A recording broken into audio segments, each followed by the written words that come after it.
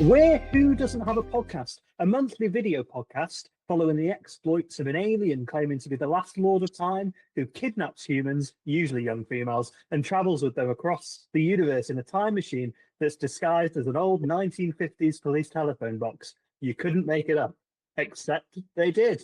We've got a jam-packed episode this week. But before we go any further, much like the Doctor, I have two gorgeous companions to introduce. He's the Satalon to my Rassilon, the K-Fine to my K9, and the Vortex to my Vortex. It's Jerome Dowling. Hello there. That is stunning. Absolutely stunning. Also known as Valerie Yardington. He's the Amy Fond to my Amy Pond, the Absorber Moss to my Absorber Loft, and the Cyberdan to my Cyberman. It's Dan Moss. Greetings, everybody. I was really proud of that. Are you auditioning for like presenter or something? When the hell does this come? How have you been sat on this for all this time? This is fantastic. I was very bored in work today, and I was like, I should do a proper introduction. Are you auditioning to be the new Doctor? Not with that performance. Make it sound more like you're reading off a script. No, well, that was a beautiful start. My favourite one out of all of those is the Vortex. My Vortex. Good stuff. All right, I also really like just pumping myself up here. Absorber Moss. Absorber. That was very good. It's very I didn't know where it was going to go, but it somehow went exactly where I thought it would go. Also, big shout out to K9. I appreciate that. Okay, fine. But we didn't know where it was going to go, but somehow we ended up at the only place it could ever go. Right. Who's ready for some Who news? Some Who news. I am. So since we last did one of these, there has actually been loads of news. So I've only picked out a couple of things that I thought were quite interesting from the past few days, really. There's obviously loads of Series 2 news, but we're going to go into that. We're going to watch a trailer. We're going to discuss the title. So we'll do all of that in a bit. The first one is, this is a lovely bit of news, especially for our generation. So obviously Russell T Davies has been out and about promoting the new series of Doctor Who, as you'd expect. Be weird if you didn't. And he said, Doctor Who's Russell T Davies praises genius Christopher Eccleston. So he called him a genius, and he said in a recent interview, the man's a master. You get to work with a genius, someone who's still at the top of his game all these years later. That's what we were lucky to get. That's nice, isn't it? Especially because, a couple of months ago, Christopher Eccleston told the BBC to sack Russell T Davies and sack Gina Gardner and sack Phil Collinson. So is that news or just a nice story? Well, it's a nice reflection. I mean, I don't want to be that cynical guy in terms of like why you would feel the need to mention that. But I mean, at the end of the day, like it's 20 years since the start of the new Who, and it wouldn't, he got it off to such a good start. I mean, regardless of how the relationship has deteriorated over time, which is a shame, like, I don't think, like, if that first series isn't as good as it is, there's a real chance that Doctor Who doesn't go anywhere, because none of it would have happened. Yeah. I think because there was so much, risk involved in the 2005 reboot, in terms of there was a lot of people at the BBC who really were not keen on it, or were really pushing barriers to like Russell and the others, weren't they? So yeah, I think you have to give a lot of credit to Christopher Eccleston for that. It's a shame that it's finished. Well, there's clearly difficulties between them, but then to be fair, he's gone on. I mean,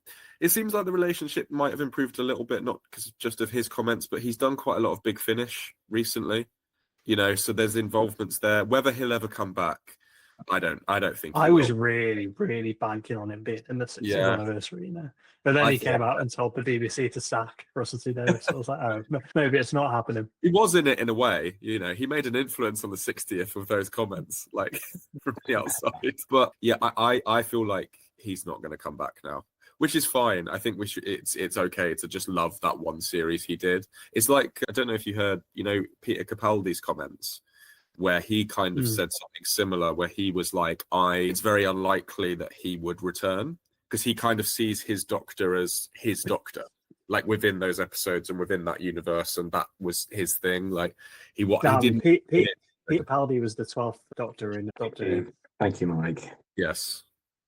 Scottish actor. Yeah. Is he? I've never heard him speak. Yeah. He was also in Doctor before playing the Doctor. I don't know if you knew that as well.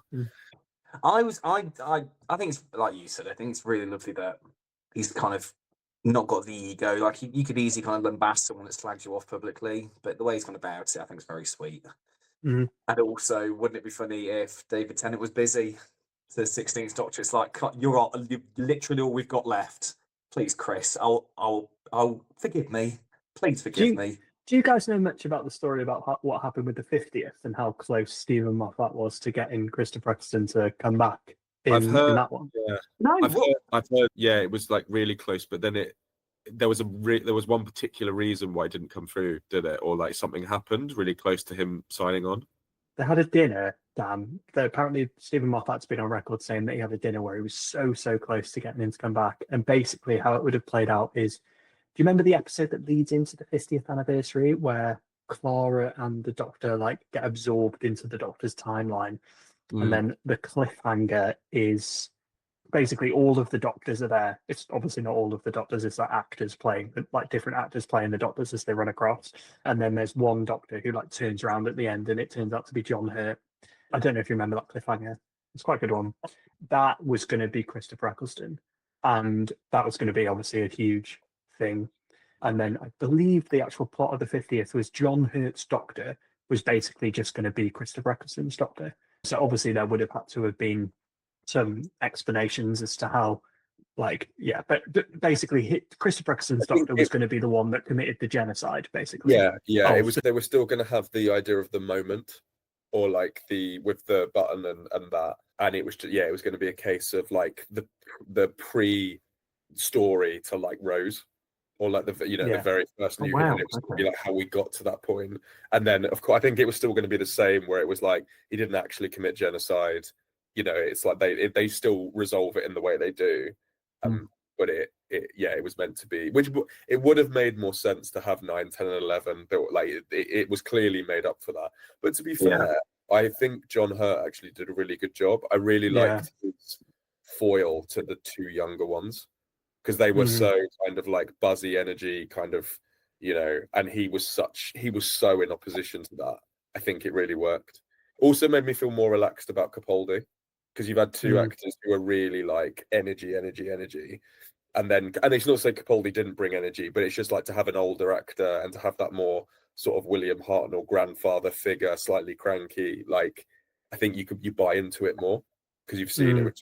Yeah, and I believe the thing that stopped Christopher Eccleston from signing on was he felt like the 50th undid a lot of the work on his Doctor that they did in that first series. So like he didn't see his Doctor as the one who'd be able to commit the time or that kind of thing. I believe, but interesting. So yeah, there we go. Wow. Anyone else got anything to say about that news story? Russell T Davies.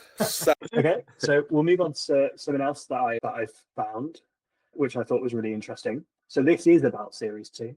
Obviously, there's loads of Series 2 news going on at the moment, but apparently this next season of the show. So one, I don't know if you'll have seen some of the trailers. Obviously, you've seen some of the trailers. I really like this really clean arc that they've announced, which is get Belinda home. Like the whole series seems to be around, for reasons, Belinda is from Earth, and it's about getting her back to Earth, which I think is quite a nice story arc. But apparently, what they're not going to do for the first time in, the last 20 years of New Who, is an unknown force is preventing them from going home. So for the first time in 20 years, there isn't actually going to be any modern day Earth. So there isn't going to be a story set on modern day Earth. They are going to have, I don't know if you noticed this from the trailer, but there's a line of dialogue where Belinda asks, what year is it? And someone says it's 2007, which is mad to think about, as if that isn't modern Earth for us. But yeah, so I think that's really interesting. So what would the plot lines have been in 2007 Doctor Who? Like Harold Saxon? That would have been like Tennant at the peak of his. I think that would have been like series 3, possibly. I think it's series 3. So 2005 would be the revival year. Yeah. 2006 would have been series 2. So yeah, it would have been. I wonder if they'll have any like fun references to like Harold Saxon, the Master being the Prime Minister and stuff. Yeah.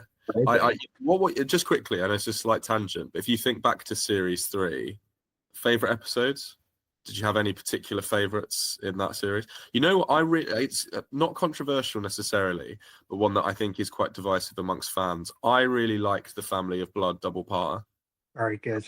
I thought it was really good. I thought it was the first Doctor Who episode I remember that was like a real different perception of the Doctor, where it was like, oh, hang on, this character all of a sudden is vulnerable. Do you know what I mean? Like they're not gonna just kind of take it out of the bag at the end and like save everyone, which of course is exactly what happens. But like you don't get that build up, or it doesn't feel like it's gonna conclude in that way. It's very clever, those episodes. The chameleon circuit thing. Is it the chameleon circuit? The thing that masks the fact that he's I think is so clever. And the fact that it's a recurring device as well from that point, like they use it again and they use it again in the Chris Chibnall era, don't they? They do, Your favorite era. Yeah. That was one of my favorite things about that era. Damn, this is good. So there's one episode, you're never going to watch it. There's one episode where, so the episode was billed as like, I think it's Jodie Whittaker's second series, and they've announced that the Judoon is going to be in one of the episodes. You remember the Judoon, the space rhinos, the police rhinos? Yeah. So what they do is everyone's like, oh, this is going to be a fucking filler episode. Like, who gives a shit, right? And it's halfway through the run, you know, like, who cares? And then the episode comes, and there's massive, massive reveals in the episode. So the first one that comes out of nowhere is Captain Jack Harkness comes back, just like halfway through the episode, which was like a big, like, oh, bloody hell, like, no one saw that coming. It wasn't announced. Like, the only thing that anyone knew about the episode is that the Judoon were in it. And then the second thing that happens is there's a character that you meet at the very start, played by Jo Martin, and then the Doctor like is a bit intrigued by her, and they like end up at this like lighthouse, I think. And then the Doctor finds herself outside, and she's like digs up something, and what she's digged up is the TARDIS. So the TARDIS has been buried underneath this like lighthouse, but it's not her TARDIS. And then it's revealed that Jo Martin's character is a version of the Doctor that has had the chameleon circuit thing. So like she's forgotten that she's the Doctor, and then like it's like, how does she fit into the timeline? So two massive, massive game-changing reveals in an episode that everyone thought was going to be pure shit. And then it leads on to the Timeless Children, which we've talked enough about. But it's like you were saying, it is an amazing device. Like the way it has been used has been, like very, very dramatic, like real big. Even like in Utopia with the Master the Watch. Yes, they use it. The whole bit where they're trying to they're doing the keys and like the nuclear keys into like the codes at the end.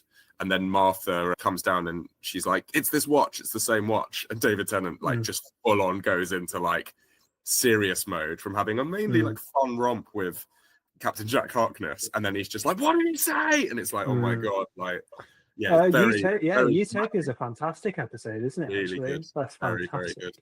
Yeah, and Blink, of course, series 3. Yeah, Blink was series 3. Yeah. Wow. We also had that one with the cats. Oh yeah, Gridlock. I like Gridlock. Gridlock, that was a favourite. I liked, what was the rest called, 42?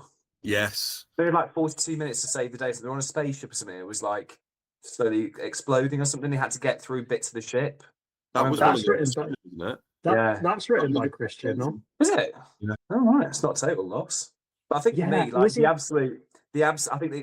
don't think there's ever been in the time that I've watched Doctor Who, there's ever been such a good 4-5 episode run to the end of the season. So the Family of Blood, then Blink, then Utopia. It's like a 3-part finale. Fantastic. There's also a lovely payoff to, where David Tennant's doing his farewell tour at the end of when he regenerates. There's a lovely payoff to the Family of Blood. Do you remember? Because he like shows up at like her great granddaughter's like book signing or whatever, and asks if she was happy. Like, it's great. Like, that kind of storytelling. Yeah. Is it here in the new era? Who knows? We've only had one series. Who knows? Maybe we'll get massive payoffs. Maybe we'll get similar payoffs for that ship full of racists in the last series, or the Space Davies. Maybe they'll fart their way back into shot at some point in series 2. No, you know what? I would put money on here and now the Space Babies making a cameo return. That is like Russell all over. You just know that the Space Babies at some point in some manner, they're hot favourites, I reckon, to return for like some weird cameo. Followed by the Beatles with a nondescript, non-Beatles Yeah. track. I think for me, the only thing that's come out of season 1 that I really want an answer to is what was being whispered in their ears in season 3 hours, because we never got an answer to that, did we? Did you hear that? Or was it too quiet? Oh no, I heard it, regrettably. Yeah. Yeah, no, I agree with you though, Dan. Yeah, there's a lot of, I don't know. I feel like we're going to be left with more questions than answers again, which No, is it's going going to to get cancelled. which is going to be interesting if it gets cancelled. Yeah, yeah, I don't know. Here's an open discussion for you both. I was thinking about this before we started. So obviously, our Doctor Who, everyone's got a different glory days of Doctor Who, and for us, for our generation, obviously our glory days are 2005, 2006, 2007. Hashtag not my doctor. Peak Doctor Who for us, and I think you go back and you watch some of those episodes, and you think, oh, in the cold light of day, this is shit. But back then it was amazing, every week. So I do think that this era of Doctor Who is going to have those sort of fans. So people are going to, I mean, for one, Ncuti Gatwa I think is an amazing Doctor. So loads of people are going to be like, yeah, Ncuti Gatwa. But how excited are you for this new series? Is my question.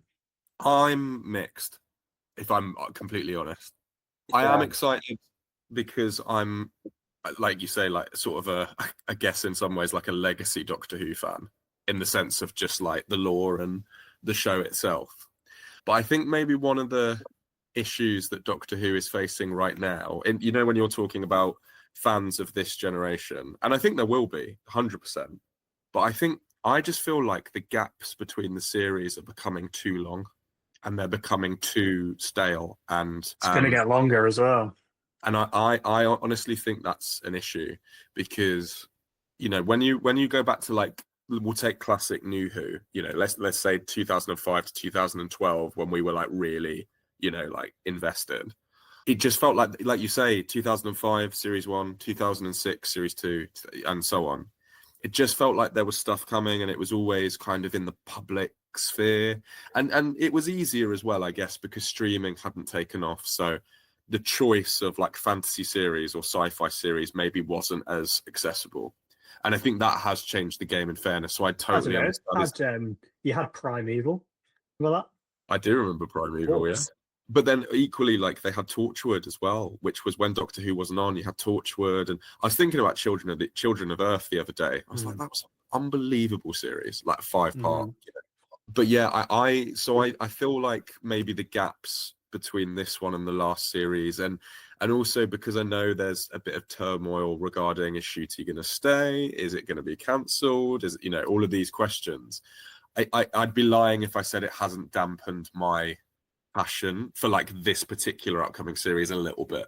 I'll always be interested because I love Doctor Who, but I don't know. What about you boys? I feel like it's having a bit of an identity crisis, where it's going down the fantasy route, like you said, the gaps, it hasn't really properly established itself yet. And I think with all the sort of media circus playing out in the way it is, I think people tune in not so much because of Doctor Who, but they'll want to go as a result of everything we're hearing. What impact is that going to have on the show? Now, don't get me wrong, I think the idea of having a character that comes out of a movie screen, an animated character that like eats people from the looks of things, and having a space Eurovision Song Contest hosted by Rylan is so camp. It's just classic Who. And I think the idea of that, the fact that they're slotting it between the FA Cup final and the actual Eurovision Song Contest, is an absolute chef's kiss. Well done, BBC. But I feel like it's one of these.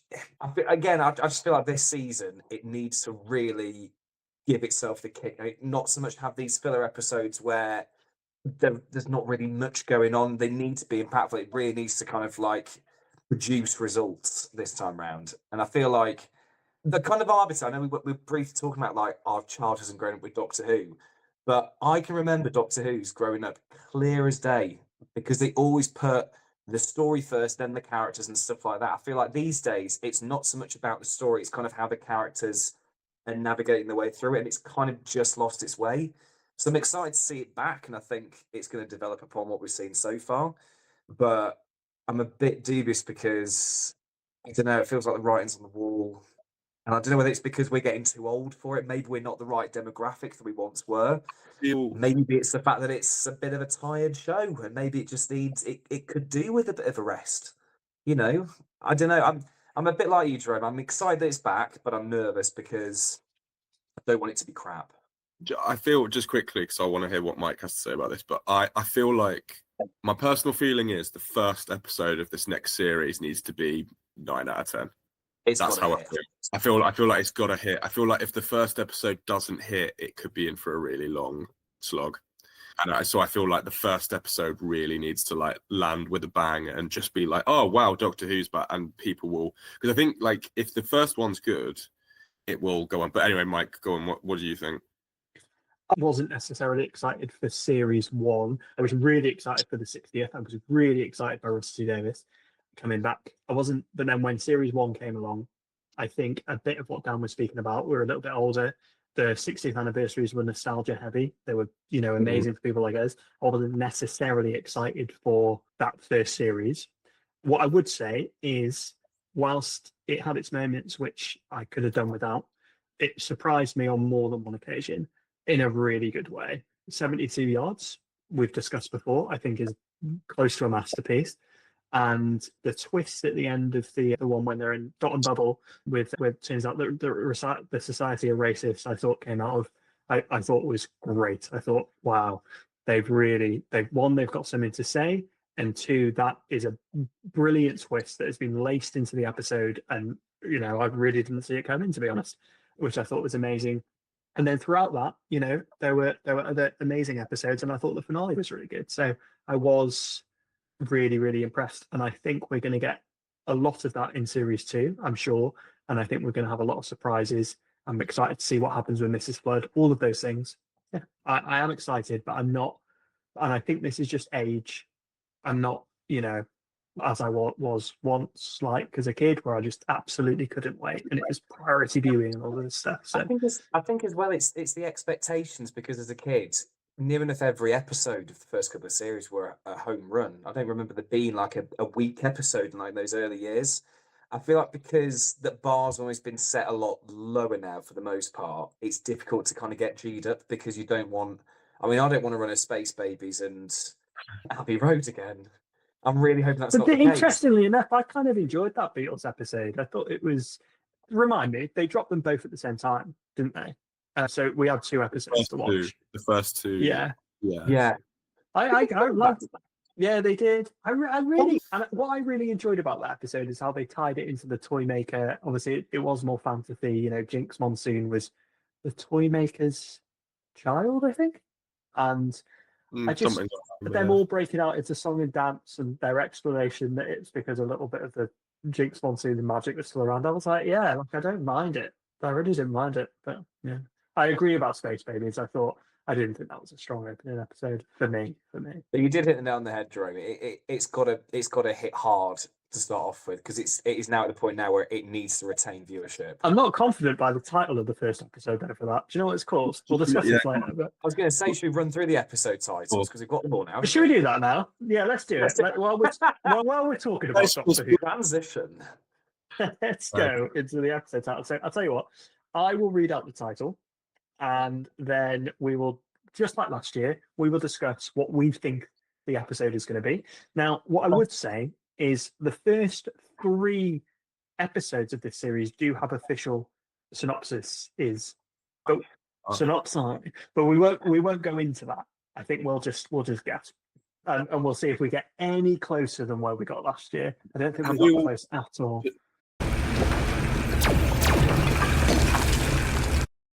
Well, that revealed fuck all. So they're really putting the T's in T's. Right. I know a little bit about the plot of this episode. Do you want me to tell you, or would you prefer we just guess? Shall we guess? And then Let's you can be like on a scale of 1 to 10. I mean, I only know the log line, that's all. I don't, yeah. I feel like Robot Revolution, this is going to be 2 opposing robot factions, probably who we've never seen before, although that is very much the first episode from the 60th anniversary, but I feel like maybe it's got elements of that again. and I feel like it's going to be it's going to be very much an introduction to Belinda.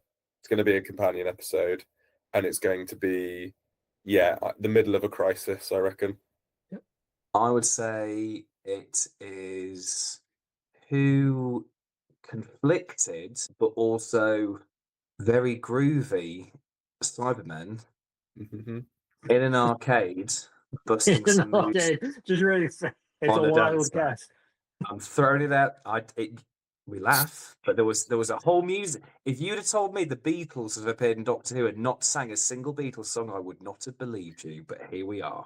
It sounds like a Nightmare in Silver, to be fair to Dan. But in an arcade. Neil Oh. Gaiman, he's cancelled now. He Yeah. wrote that one.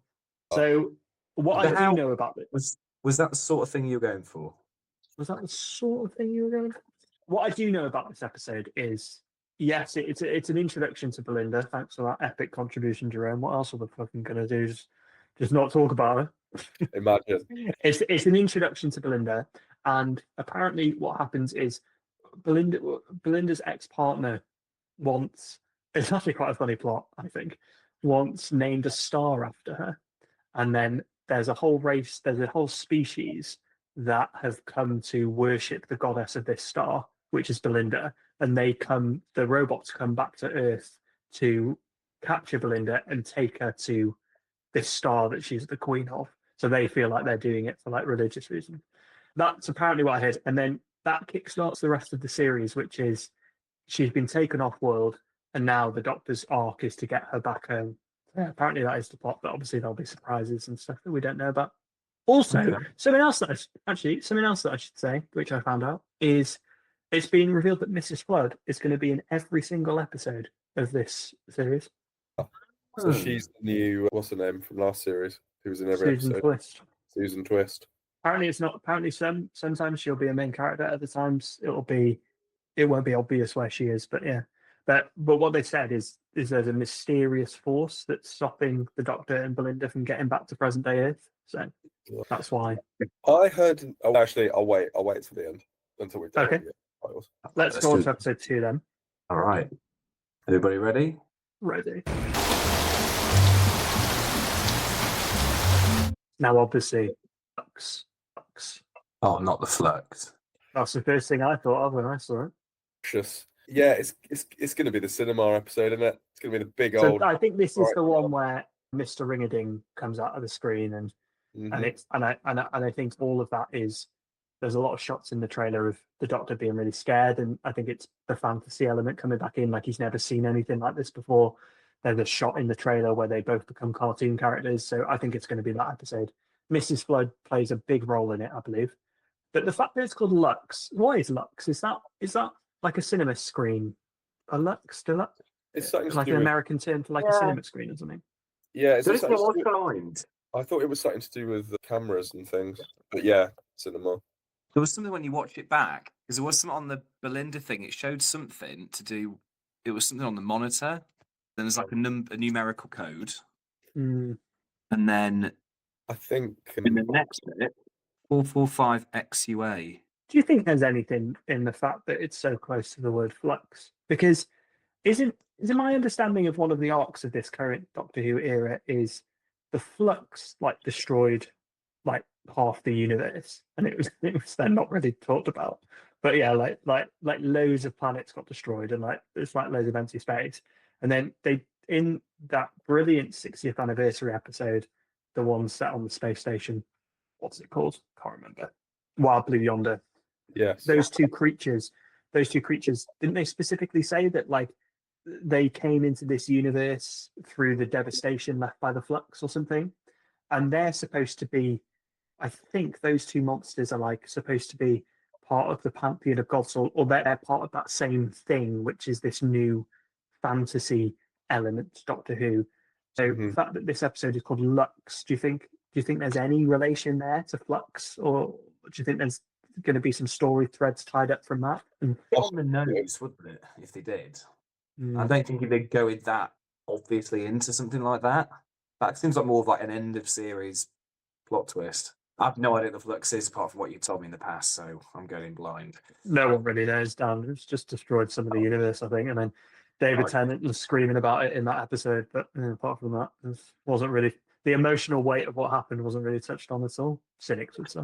This is the episode with Mr. Ring-a-Ding, the amazing creature that comes out of the screen that we've seen. So I think, and Being- apparently, Is it being voiced by Alan Cumming? That's what I've heard. by Alan Cumming, yeah. Yes. Yeah. And apparently, I think there were set photos going around. So I think what's her name, Mrs. Flood, plays a big role in this one, and it is also. I mean, Dan and I were discussing this on last week's podcast. It looks really scary. Mr. Ring-a-Ding looks incredibly scary. That idea of something climbing out of the screen, I think, is really, horrifying. So looking forward to that one. Yeah, and also just like the reverse animation as well, like the Doctor and Belinda in that brief footage being turned into animations. I think that it could be really cool. I think that could be a very just a great watch. Like how the Jinx, because obviously it's interesting. It's coming in at number 2. You know how like Jinx Monsoon, similarly in series 1, that was like advertised as a very big episode of the series. And it kind of, it was very, there was a lot going on, a lot of kind of spectacle. Feels like it could be a spectacle episode. So I reckon, I think so as well. Looking forward Do to you it. move on to episode 3? Let's do it. I've heard some interesting things about this episode, boys, that should whet your appetites.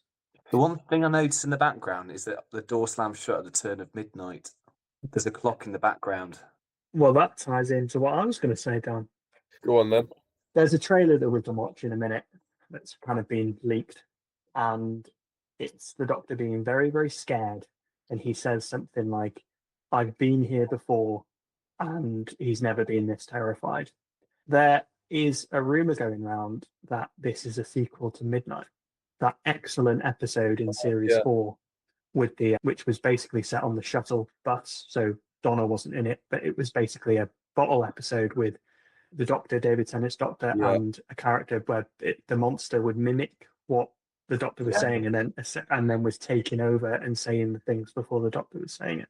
And I think it kind of makes sense, because if it's going into fantasy elements, and that was never really explained, you never see that monster. I wonder if I wonder if Russell T Davies has had a cracking idea for a sequel to that episode. But you'd have to do it in such a way that it didn't ruin it. But do we think it's going to feature possibly UNIT or the military? I know there's one title.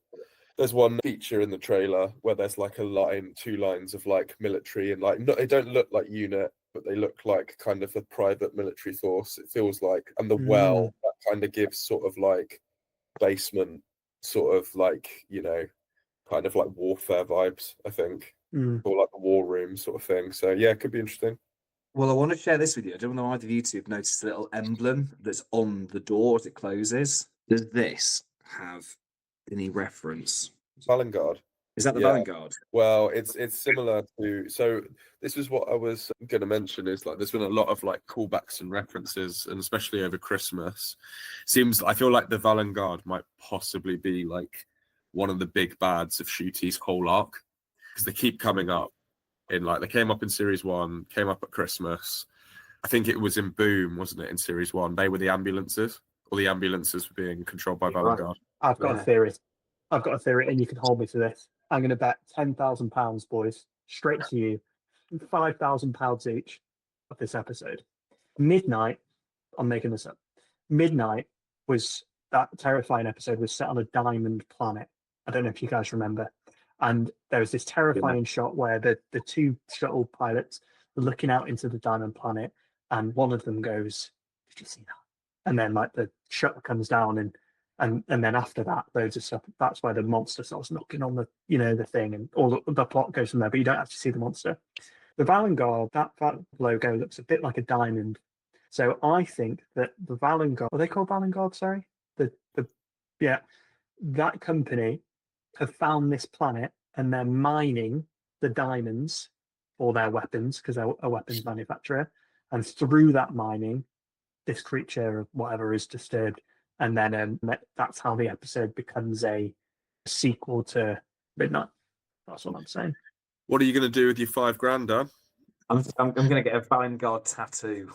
to To be fair, I hope it does follow on from the midnight thing, because that genuinely was a great episode. And it would be, and I agree with you, Mike. I think the fantasy element would sit really well with where the show's going. Because it was. I feel like some of the best Doctor Who episodes don't fully reveal the mystery of what they were up against. And I think so that's what it would have to do. It would pay homage to that episode without ruining any of the mystery from that episode, I think. The only reason that this theory has come to light is because there is this trailer that we can watch where the Doctor is saying he's been here before and he was terrified, and it's the most terrified he's ever been. And if you go back and you watch that episode, the Doctor is absolutely terrified and he doesn't understand what's going on. So all right. So I'm really looking forward to that. Let's do it. Let's go. I would also say, sorry, that other episode, Lucky the Well, is written by Russell T Davies as well. Okay. It's a bit extra on the end of that one. Ruby. So, you zoom in to the actual clip. Newspaper Do clip. you? Amongst other things, we've actually got an image, and I might be completely wrong. It looks like something has smashed into the side of Big Ben. Oh no. 2007. Skip, is it? Extraterrestrial highways, an image of that on top, and then we've got our unit keeping aliens in their HQ JA something. Unit continues to be asked difficult questions as pressure is rising. What exactly happens in their new central London headquarters? Last month's citywide blackout has raised concern amongst the nation after a bizarre incident seemingly took place in a unit building in central London. Sources on the ground that day report a citywide blackout which caused all building streets as well as the underground system to momentarily experience total electrical blackouts, leaving London without power for minutes. Local hostels also experienced the black, causing all life supports. Hospitals also experienced the blackout, causing life support systems malfunctions. However, backups were in place and there's no loss of life. And then it blurs out. That's the first bit. One thing I will say, there is actually part of a QR code. I don't know if anyone's been able to scan that on the poster. Ooh. But there is a very freakish image of a blocky being with red eyes looking through a window. I think this red-eyed creature has featured in one of the trailers very briefly. So I feel like that almost nailed on for this episode, like to be the monster. So Ruby's back. Yeah. Despite the Daily Mail claiming that she'd been fired. Don't know if anyone remembers that. She is back. It was obviously always the plan that she was coming back. That's why they've called the episode Lucky Day. Oh, we nearly got her. So close. It was who's lost the article of Millie Gibson's Lucky Day. She was asked back.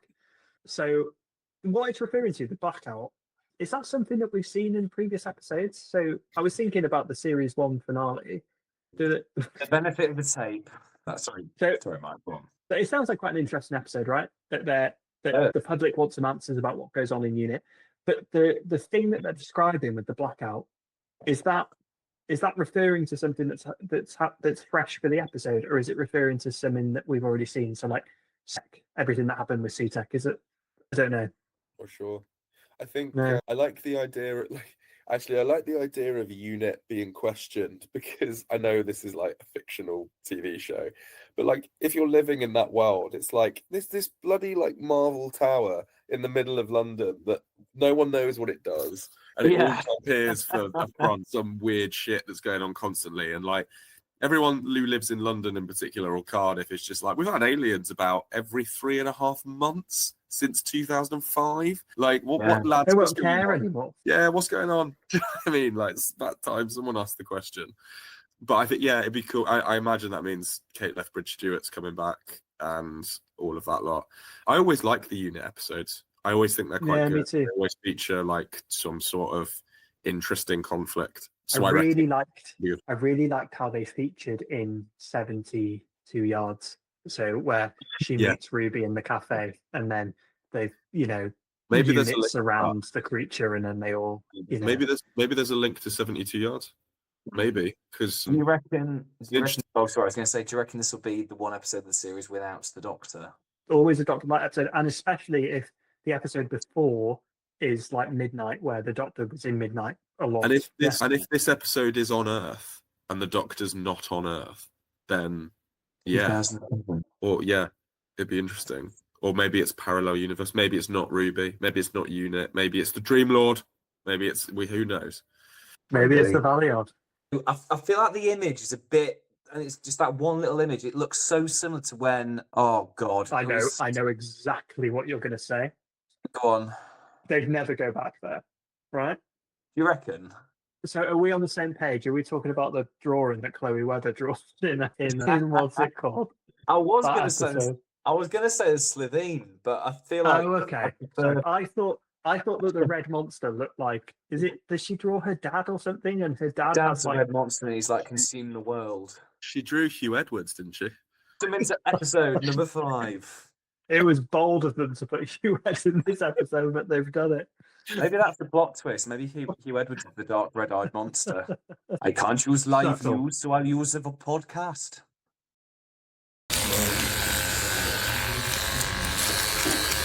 Two things. Right. Strangest title so far, The or just story- like the one that draws the most intrigue, and big old fucking spider, and we all know Yeah. it. It's in the trailer, but yeah. What to be unfair of interest, the what do you think the title? Like, I thought out of all The story eight, in the engine. actually, this is Story the in one the that engine. intrigues me the most because it kind of is in relation to nothing, but also feels like it could be an overriding arc story. I've got it. We are getting a part 2 of that Christmas special with the massive arachnid, but it's set in. He's Southern only gone and American nailed it. bar- He's nailed it. He's gonna- and for some reason, they've called the episode "The Story in the Engine" for no reason. For no reason. It's just. Smoke and mirrors, which Now, you I would would say find this. in a barbershop. I'm only saying this because of story. There's a theory out there that Mrs. Flood is the god of stories, and that you remember in the Christmas episode where Anita had like bought little figurines of the TARDIS. There's a theory Yeah. going around that that this is all that the Doctor's kind of trapped in a story of Mrs. Flood's making or something, and that's the only thing I've got on that. The story in the engine, just because it says the word story. Really. The engine in a barbershop, 4 missing lads. Yeah. Have we seen any of those people before that were in the I think we have. Well, the 4 names are Rashid Abu Bakar, Omo Sosa, Omioba Akoli. But interestingly enough, 2 of them, from the looks of things, 2 of them are 19 years old. One is 40 and one is 63. Okay. I'm So- running on nothing. So do we think that maybe these are customers of this barber shop and something's going down in this barber shop? I think so. I'd say so. Yeah. But it's the spider that doesn't make any. It doesn't have any links. Well, I think it's kind of like, I don't know. I feel like Mike was saying with the gods aspect, this is definitely going to be like a god episode. I think in the sense of god of something, or do you God know of what I mean? spiders. God of Spider- spiders. Spider God. Spider-Man. Spider-Man, but it's going to be like some form of. I'm just going through like the Greek and Roman sort of gods in my head, like what kind of the link could be in terms of. So like you had, like you've had god of music, you've had god of tricks, you've had god of magic, like all of these. I don't know. The story in the engine. God of the story and the engine. The god of 8 legs. God of it. There's been a lot of. Obviously, I'm not a fan of spiders. Who knew? But it's like. There's been quite a lot of sort of spider action in Doctor Who. I mean, obviously, like spiders are kind of like a probably a common fear, I reckon, for a lot of people. But what do you think? Because obviously we had the arachnid in the Christmas special. We had Jodie Whittaker with the actual spiders, which I always thought was a bit of a strange episode because the Doctor's always been like, we should, every living thing deserves a chance to live or should at least a chance to be understood. And at the end of that episode, it's just like, nah, kill all the spiders. Get rid. Just burn I've them. completely forgotten about that episode. Yeah. Yeah. And I'm just, but like there's been, do you think that's like a calling card for Doctor Who? Like common fears, things like spiders, they just make good episodes because people find them naturally scary? Maybe. Or maybe No. maybe it's a red herring, and maybe there's like no spiders in it at all in it. It's a herring. You know what? I've just had another look at it. I've sussed it. Where are we? Barbershop. What are there a lot of? Brushes. It's not what I thought he was going to say. It's Basil Brush. Basil Brush is back. Basil Brush. And he just releases back and just goes, boom, boom, and it all goes slow motion. All you just see is a spider's legs crawl up the thing, and then they wake up in a skip In the Interstellar Song Yeah. Contest. naked, and that leads us perfectly into the next Sure. episode. Welcome to the Interstellar Song Contest. Right, I've only got one question for you here. Just one question. What the fuck is... Oh, they didn't know. It's not that. My question is the inevitable musical number in this episode going to be better or worse than the series It can one? only be better. It can Not, only be things not can only only can it get only be better, because it's a song contest. I think we're going to see multiple. 4, 5, 17. Now, a few weeks ago, Dan, you brought this up before it was announced. Remember, you'd heard a rumor that Yeah. this was happening, and Yeah. this is now 100% confirmed. And you said that Ryland's going to be in it, and that is also 100% confirmed. So, well done. So, Is it a I'm- filler episode, do you think, or do you think it has more to do with an overriding arc? what was the episode called? I forgot. What's the title The for that The one? Interstellar Song Contest. Interstellar Brackets, Song the Contest. story in the engine, close brackets. And interestingly, in the trailer, this is the one time Belinda seems willing to stay somewhere. Like Yeah. all the other moments, she's like, "Oh, like get me home. I don't want to be here." And then they're both like, "We're definitely staying." So it feels like their appearance there Which is not in bad direct reason contrast. initially. Direct contrast to me, who will definitely not be watching. So. Have to. I host a Doctor Who podcast. I can't just show up 1 week for an episode review and be like, haven't watched it. I mean, wouldn't it be something? does that? Wouldn't it be something if the actual? Wouldn't it be something if the actual song in this episode was better than our Eurovision entry? I've not heard our Eurovision entry.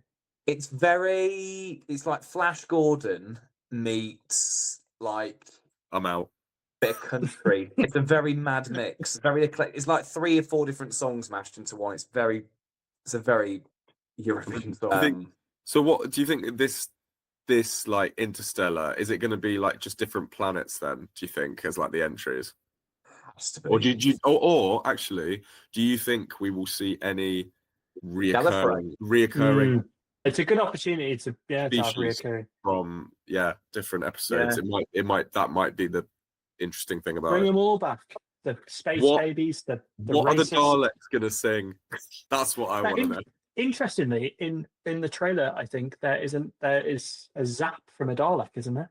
Like, doesn't someone die in the way that where their skeleton's exposed? Well, there's been Is so there? I was going to wait till the end for this. There's been a lot of rumor about the Daleks and like, are they going to make an appearance? Like some people are saying they're going to make an appearance in the very first episode in Robot Revolution.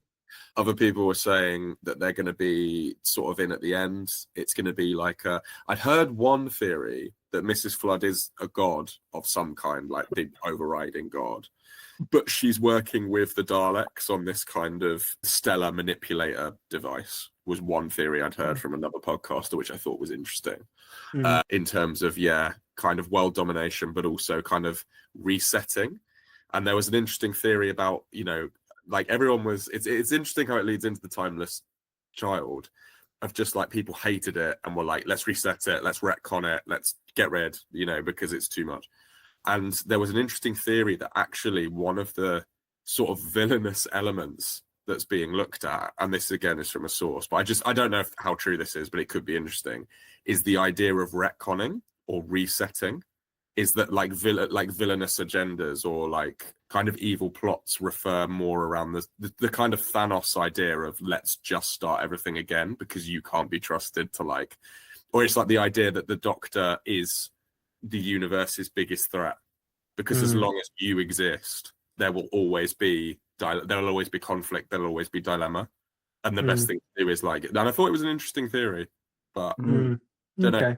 Yeah. I heard another one as well that Mrs. Flood was Omega, but I don't know how real that is. But they were looking because they brought back Sutek last series, and that there were rumors about there's going to be another classic Who villain that's going to come back towards the end of the series, but who knows?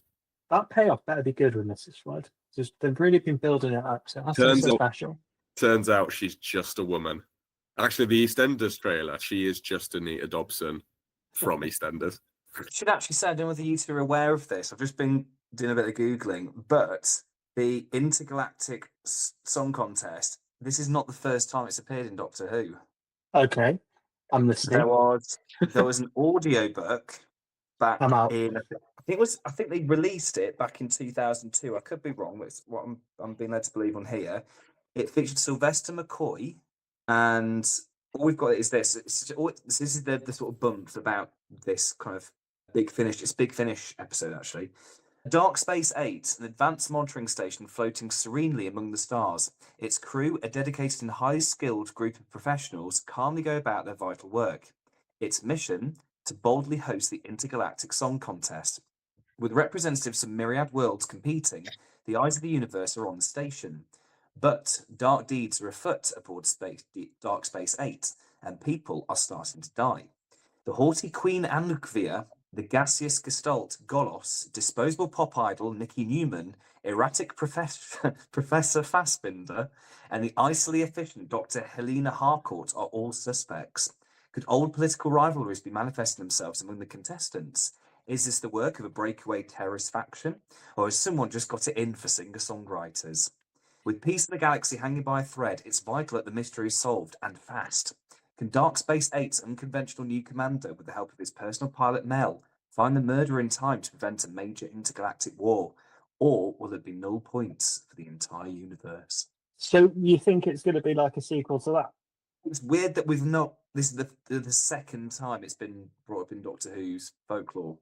Yeah, Big- Sylvester McCoy's that the was last Big person Finish. to touch on this. That was Big Finish production. Big Finish, yeah, that's right. Interesting. There you go. Well, what I'm hoping for is that it's. I just think, I've got a whole host of opinions on it already without having seen it. I think it's going to be filler. I'm not going to be bothered by it. But Doctor Who has surprised me before, so we will see what they've got in store for that one. Move on. Yeah. Let's move on. Okay. I think this is going to be a two-part finale, both written by Russell T Davies. Right, let's see.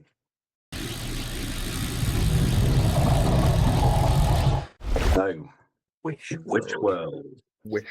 World. Which world? Wish World. I agree with you. I think it's going to be a two-parter. Someone's going to make a wish. Someone's going to make a The wish. wish is going to be that the Interstellar Song Contest episode of Doctor Who Series 2 didn't exist. Didn't happen. Wish World. I don't know. I feel like whatever happens in the events of episode 7, as in maybe someone makes a wish, or it's kind of like it definitely sounds very fantastical. It feels like this is going to be Mrs. Flood all over, and I feel like maybe Belinda's going to be required to make a choice that has devastating consequences in the lead up to episode 8. So I feel like she can go back to Earth, which leads on to the fact that there's a taxi in the middle of infinite space in episode 8. I feel like there's going to be a thing where it's like a payoff. It's like you can go back to Earth, you can have your life there, but maybe like the Doctor's sacrificed or something. I like that. So you're like it's Belinda's greatest wish, because her wish this whole series has just been to get home. Her wish has been to get home, and maybe there's got to be a relation somewhere to Boom, and the fact that she has already appeared in Doctor Who, and I feel like maybe she's going to be tricked into thinking that the Doctor is an enemy by Mrs. Flood or someone, which goes this Time Lord, this traveller is just he and maybe there'll be sort of links to what the toy maker did in terms of look at what happened to their previous companions, they were killed by a bird, all of this stuff. And I feel like maybe it's going to make Belinda lose faith in the Doctor, and that leads back into the idea of faith in Boom, something like that. And then episode 8 is just going to be Avengers Endgame, isn't it, by the looks of it? Play the last one, Dan, because I think we talk about these as two apiece.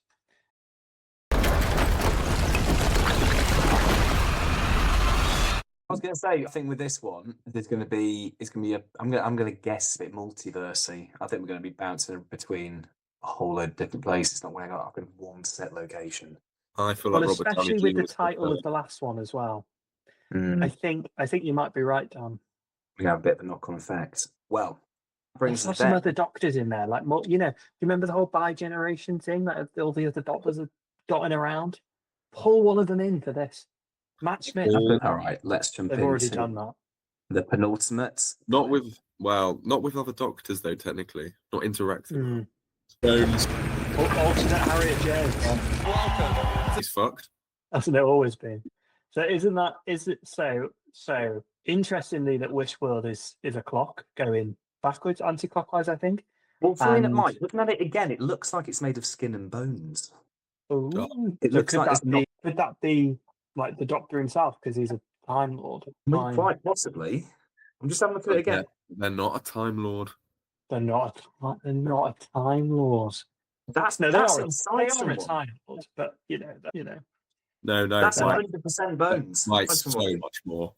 They are so much more than a Time Lord. Sorry, Dan. Sorry. No, I was just saying that's Right. 100% bones. That looks like it's inside the Doctor. This series is going in directions we didn't expect. Where did you pull the watch out of? Oh, there. The reality one. Yeah, the reality one. Who or how many characters do we know that have originated from around Hackney in London? Is what Relevant. Susan? Where is? Because they've been dropping Susan's name here, there, and everywhere as well, haven't they? So did Yeah. they live in Hackney? Where was Totter's Lane? It might have been North London, actually. It's Coleridge, wasn't What's it? his name, did you say? In Axton. Shoreditch. Is that Hackney? Yeah. The Reality War. I really Yeah. like that name. And I think it might speak towards that theory that I was talking about where Mrs. Flood is like the god of stories and she's like constructed her own reality. Yeah, possibly. I mean, it's definitely, it's definitely going to be an idea that, like, it's just going to explode the sci-fi lore, isn't it, into fantasy. I think this is like the real leap now. And I think it's going to expand upon possibilities. I think it's going to, like, because if it's a war about reality, that's going to like influence time, and which would make sense going back to the clock about you saying it being anti-clockwise. Like, I think everything's going to be out of distortion. The big question will be, for me, is whether it gets resolved at the end of series 2 or whether it is meant to be a carry on for series 3, and then there'll be such pressure on it to have a series 3 if that's the case. Dan and I were discussing this. Well, do you think that's why they've done reshoots? Yeah, we talked about the reshoots. It's interesting, isn't it? Because this will be, so I don't know if you were listening, Jerome, but basically, we don't think there's a Christmas special this year. They haven't filmed It's one. not been alluded to in any way. It's not been alluded to. It's not been filmed. So they should have been filming a Christmas special. If one was to go out this year, they should have been filming it last year, and they haven't. And it wasn't part of the original block of episodes that Disney ordered. So this could be the last bit of Doctor Who, like flagship Doctor Who, that we see for 2 years. Maybe. That's mad, isn't it? Like, it'll lose so much momentum. But I wonder if they've got something up their sleeve. Who knows? But you're right. I think it probably ends with shooting out we're regenerating, and who knows what happens after that. Yeah, I So, think funnily enough, sorry to Yeah. interrupt. Funnily enough, Okay. I've managed to locate it. That street name, that house name, is in Hackney, okay. and it's alluded to because there is a TARDIS. It's like a fandom page. It's like a TARDIS thing. It's something to do with Totter's Lane. One of the most iconic moments, and this harks back to 1960s Who, is the junkyard. Mm. This is something that is found on Totter's Lane. It's travelled the universe and assumed new appearances on each planet, shedding these forms as it moved on. The show spent a few months on Earth in early 1963 before it moved on. And the junkyard and its passing created a dent in space and time that attracted the first Doctor to the junkyard. But it was on Totter's Lane in Hackney, where this has been alluded to. So do we think Susan's going to be in it? Do we think I that think it's so. like Almost certainly Susan will be a part of that. I'd say so. But to what extent and how big is the impact going to be? What we're going to learn from it? it's very Infinity War, isn't it? It's very like Yeah, Avengers. yeah. I think if he does regenerate at the end of the series, then it's definitely getting left on a you've no idea who he's going to regenerate into. Mm. I don't think they can. You can't, like, if a show's about to be cancelled, you can't announce the next actor, can you? Or you can't. Unless Dan wasn't filming Coronation Street and he was actually. Now. It was around a similar time, wasn't it? Spoilers. How would Russell T Davies feel about all the shit that we've been chatting about Doctor Who on this podcast if you're actually cast as the Doctor, Dan? He thought it was refreshing. He was like, finally, someone had the balls to say it. It has been a bit crap. No more kissing of this half. No, sir. Okay. I think we've got a good set of predictions there. What we'll do when each episode drops in as the coming months is we'll do a quicker podcast of this. We'll do like a 20-minute podcast for each episode, and we will splice in our predictions, and we will We will see how close we got. Some of them were looser than others. And Gary, I'm telling you now, I think my prediction for that episode that we think is a follow-up to them, I think that's nailed on. Nailed on. I'm gonna have a look at holidays and flights and accommodation. That $5,000 can go, but I will. No, we'll see. We'll see. I think is it an episode every week? Yeah. At least so. Yeah. Yeah. It's gonna go quickly as well, but like Yeah. such a long wait, it's gonna go quickly. Mm. They're And not then the doing- next thing, then it'll be the war between the land and the sea. That's interesting. Do you think that definitely goes ahead? I don't want to be that guy. It's been filmed and yeah, it's in post-production. Yeah. Oh, Yeah, do you mean in the sense that if Disney pulled the plug, would they still release it? yeah. That's interesting. That's what I mean. I don't want to be that guy, but I think it is a question. Yeah. Unless something to do with that kind of what was it called? The what wall? The Infinity War. It's Infinity War and Endgame. Thank you. So in Doomsday, I think what's going to happen is I wonder whether as part of that will then kind of springboard into the war between the land and the sea. It's a bit on the nose, but I can feel that jumping directly into the next thing. Well, You know what? well, we know that the characters that are big in unit, like Kate Lethbridge Stewart and that soldier, are going to be major players in the war between the land and the sea. So I think the episodes that feature them are going to be the ones that directly lead into that spin-off. Yeah. I'm going to go the opposite way to Mike. I think because we had some legacy stuff last season with Sutek, I think they're going to double down and there's going to be a whole bunch of new characters. And I think Mrs. Flood is going to be someone completely new and with like new lore, new understandings to expand the season rather than kind of go overdrive on nostalgia, which isn't necessarily what I want, but it's what I think is going to happen. Which I don't think is necessarily a bad thing. I think they might try and introduce her as like a new ultimate villain, like a big bad, to be like dominant, not just for now, but for a few seasons. Like they're going to make a new big villain in Doctor Who. Shooty Gatwa and Farada Septu have been doing the rounds, promoting it primarily in America, and they did an interview with Good Morning America where they said that there is a massively satisfying reveal for old fans in this series. For what? For what? That old fans, Whovians. Yeah, we'll see. So, You might We'll be see. right. I reckon it's Susan. Are we at a natural end? Jerome, you want to do a quiz? If you want, it's very quick. It's not a long one. It's up to Let's you. do a quick Let's quiz. do it. Yeah, we're encroaching on 2 hours, This and is we'll end with the quiz. no Okay. worries. Well, this was completely off the fly. I didn't plan to do this. As I was coming on, found out or was told by my laptop that it's Eiffel Tower Day. So congratulations to the French and the Parisians who built the Eiffel Tower. I've got a question. Did you call it a laptop? I think I might have done. Yeah. I was looking at my laptop and it told me it was Eiffel Tower Day. So take that as you want. Probably isn't. It's probably like November the 6th. But here It's we are. actually Blackpool Tower Day, but you fucked that up as well. Guys, look, when you've been to Wish World, anything's possible. All right. Today is Eiffel Tower Day. So I've got 4 quick questions for you, and we're going to give Mike a chance to win his $5,000 back, or the winner gets taken on a romantic getaway with me to Paris for the weekend. Dan, I can tell you look mightily enthused. So without further ado, we are going to do these 4 questions. And I'm varying them in difficulty. So we'll start with a nice easy one. Well, they're not easy. They're all about the Eiffel Tower and Doctor Who. But we'll try and do them in difficulty order. So, Dan and Mike, according to the 9th Doctor, Mr. Christopher Eccleston himself, Bit Chris. what was the Eiffel Tower? And he mentions it in Rose, the very first episode. So I'll say that again. According to the 9th Doctor, what is the Eiffel Tower as mentioned in Rose? I'm going to go to Mike because I can see those arms waving like crazy. Isn't it like a big conductor for something, like a big energy conductor? Dan, do you want to have a guess?